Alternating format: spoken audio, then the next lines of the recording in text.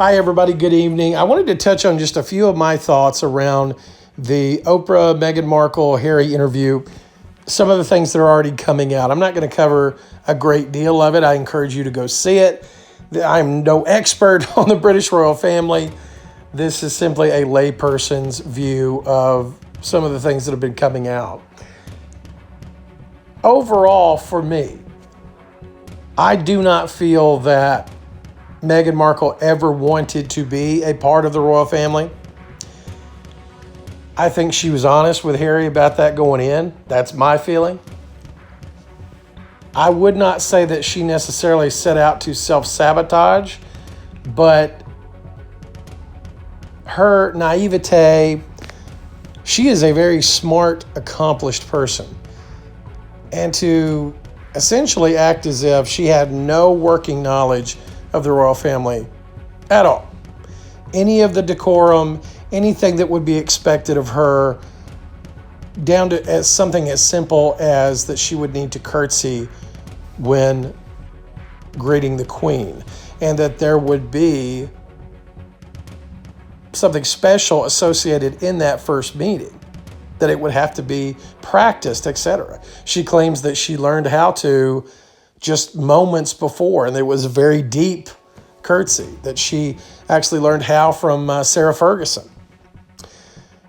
She talked about the dust up with Kate Middleton, where she had supposedly made Kate cry over bridesmaids' dresses, and in fact she says it was the other way around, that Kate had made her cry. That Kate had later sent flowers to try and make up for the situation and offered her apologies. She claims that the royal family has tried to sabotage her on several levels, most recently with the staff accusations of harassment by her to them, leaving many of them in tears. A big item, she claims, is that her son Archie, that the royal family was so concerned with how dark Archie might be, that he was not going to be a prince, that he was not going to have police protection over those concerns, that basically they were trying to distance themselves from him in every way possible. Now, can we say that there wasn't some racism probably at play in regards to how members of the royal family might have felt about Meghan and in turn her son? Possibly. I don't know that for a fact, but I could certainly entertain that possibility because we know how people are. Especially we know how institutions are. But there are a lot of claims being made by Meghan in this interview. And if there was a way to fully sever a relationship, to me, that's what's happened here. And they've said that they will be making no further statements about the royal family. This is it. They got it all out on the table. So from that perspective, she did what she said she was going to do. They knew that the lead up to the interview, lots of things were going to be heading their way, and they did. There were lots of questions and concerns about her behavior with the staff, as we talked about before. And this is probably the most damning interview about the royal family that has come out in some time. And it'll be interesting to see how they handle the fallout. And this is not obviously the only thing that has rocked the royal family.